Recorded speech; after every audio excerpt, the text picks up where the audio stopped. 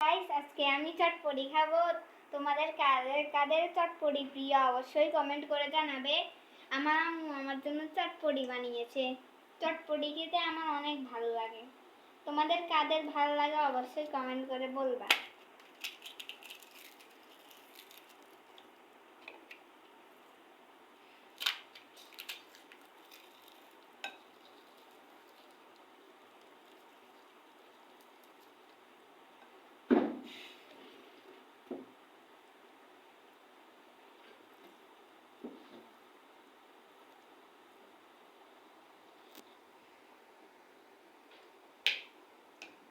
তোমরা এগুলা খাইছো কিনা বাজারে বা দোকানে? আমি অনেক খাইছি এগুলা, বাজারেও খাইছি, দোকানেও খাইছি, ঘরেও খাইছি।